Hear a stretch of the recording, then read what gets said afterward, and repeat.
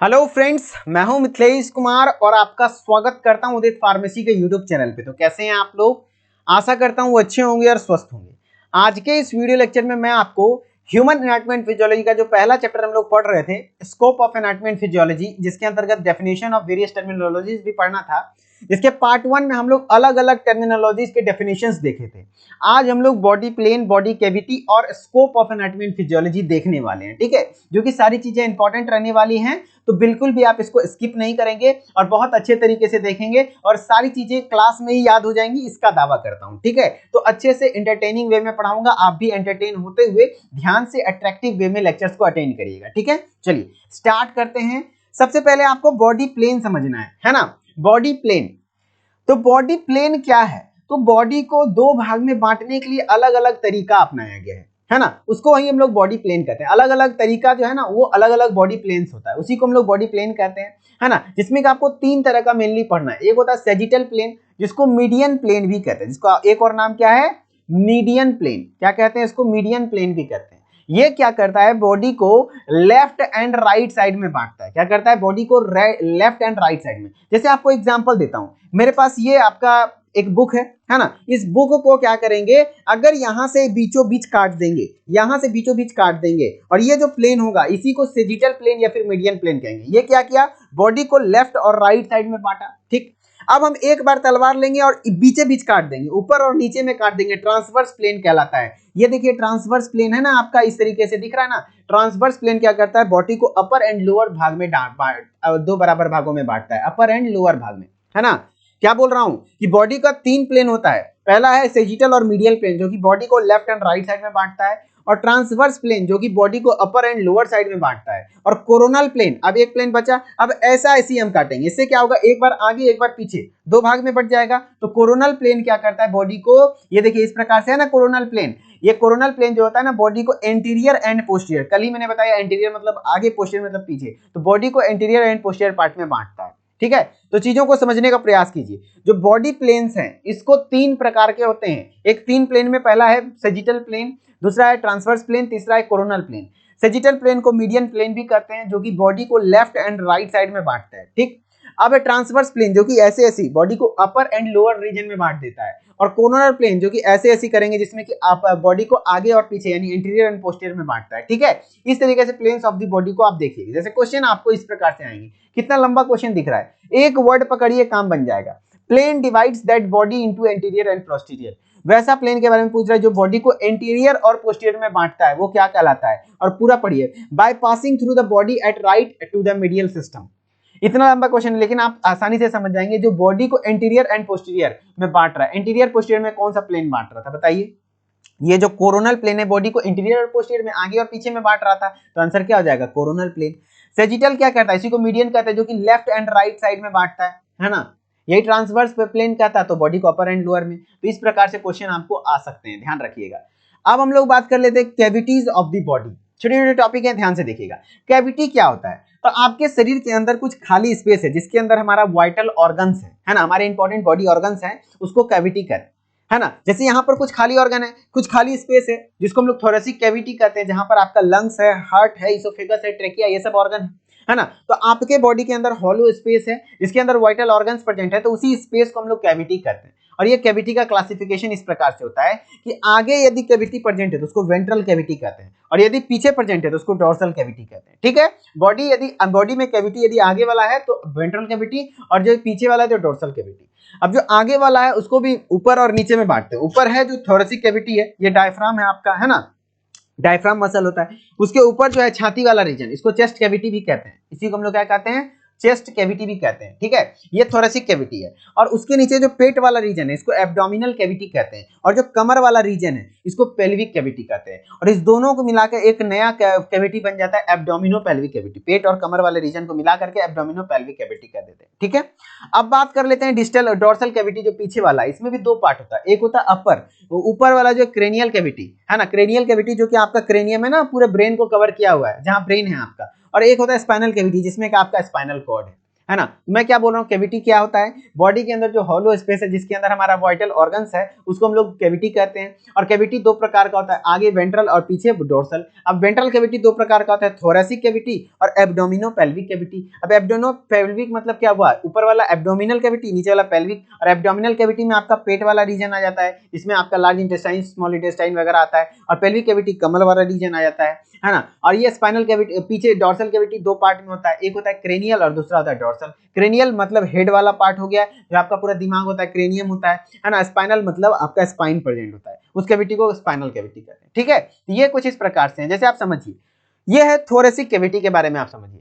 This is the chest cavity, इसी को chest cavity भी कहते हैं। Which the majority of respiratory organ, आपका जो मैक्सिमम जो रेस्पिरेटरी ऑर्गन्स है वो लाई करता है इसमें।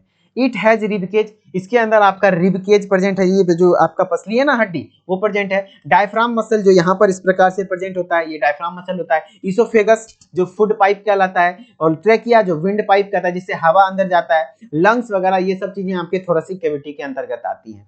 अब हम लोग बात करते हैं एब्डोमिनो पेल्विक कैविटी। तो यहाँ पर दो कैविटी मिला हुआ है, एक है एब्डोमिनल कैविटी, दूसरा है पेल्विक कैविटी। तो these cavities contain abdominal organ and pelvic organ respectively, यहाँ पर दोनों होता है, एब्डोमिनल ऑर्गन भी होता है और पेल्विक ऑर्गन भी होता है। ठीक है, अब एब्डोमिनल ऑर्गन्स में जैसे कि आपका आ गया स्टोमक, पेट, इंटेस्टाइन, रेक्टम, एनस, ये सब एब्डोमिनल ऑर्गन आ गए। जबकि पेल्विक ऑर्गन्स के अंतर्गत आपको यूरोजेनिटल सिस्टम देखने को मिलता है। यूरोजेनिटल सिस्टम कहने का मतलब क्या हुआ बताइए।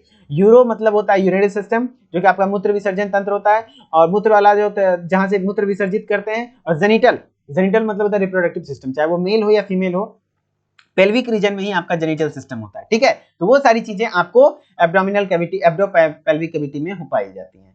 अब हम लोग जैसे क्वेश्चन देख लीजिए आया हुआ है, thoracic cavity is also called as, बताइए कि इसको क्या कहते हैं, एब्डोमिनल कैविटी कहते हैं नहीं, स्पाइनल कैविटी नहीं, पेल्विक कैविटी नहीं, चेस्ट कैविटी जी हाँ, इसी को चेस्ट कैविटी भी कहते हैं। तो आंसर हो गया chest cavity.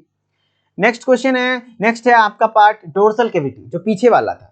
It includes our nervous system, इसके अंदर हमारा नर्वस सिस्टम है, जैसे ब्रेन और स्पाइनल कॉर्ड नर्वस सिस्टम का ही पार्ट है। Organs like brain and spinal cord, and it the smallest cavity among others के तुलना में ये थोड़ा छोटा कैविटी होता है। ठीक है, चलिए अब हम लोग बात कर लेते हैं scope of anatomy and physiology के बारे में।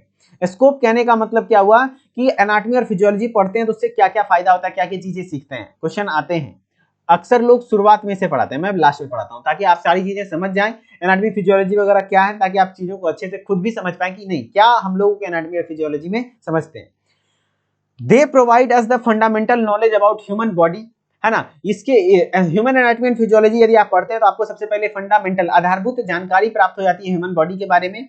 Help us to know about various organs in the body and how they function, हमारे बॉडी के अंदर अलग अलग ऑर्गन्स हैं उसके बारे में आप पढ़ेंगे, और साथ ही साथ उसका फंक्शन के बारे में आप सीखेंगे। ठीक है, फिर कहता है it will help us to understand disease pathophysiology, disease के पैथोफिजियोलॉजी के बारे में आपको पता चलेगा। ठीक है, डिजीज के पैथोफिजियोलॉजी कहने का मतलब हुआ कि कोई भी डिजीज का कारण क्या है वगैरह, वो सब चीजें यहाँ पर आप पढ़ेंगे।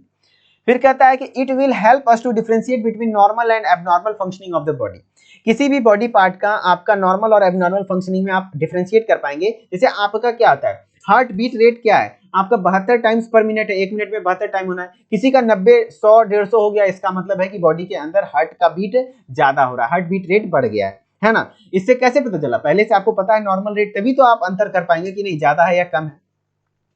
फिर कहता है it will help us to conduct various researches in respective field, अलग अलग रेस्पेक्टिव फील्ड में रिसर्च के लिए भी आपको ह्यूमन एनाटॉमी फिजियोलॉजी के बारे में जानकारी होना चाहिए। By this we will get more about normal and abnormal parameters of the body, वही बात हुआ कि नॉर्मल और एबनॉर्मल पैरामीटर के बारे में ही पता चल जाएगा। जैसे एग्जांपल में है कि आपके बॉडी के अंदर जो WBC का संख्या होता है वो 4000 टू 10,000 होता है ना, एवरेज हो गया।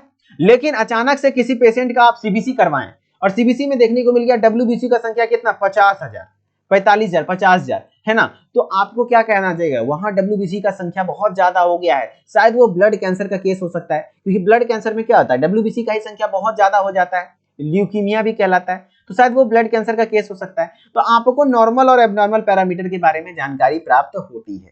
तो इस प्रकार से आपका ये चैप्टर पूरा खत्म हुआ, मैंने सारी चीजें आपको पढ़ा दिया 2 पार्ट में, पहला पार्ट भी इसका देख लीजिएगा आप, और इसी तरीके से यदि पूरा सिलेबस आप पढ़ना चाहते हैं तो आप हमारे उदित फार्मेसी ऐप पर डी फार्मा फर्स्ट ईयर के कोर्स को परचेज करके पढ़ सकते हैं, जहां की आपको डेमो वीडियोस तो साथ ही साथ मिल ही जाएंगे और रिकॉर्डेड क्लासेस के थ्रू पूरा सिलेबस कवर कराया जा रहा है। साथ ही साथ आपको लाइव क्लासेस के थ्रू भी सिलेबस कंप्लीट करवाते हैं।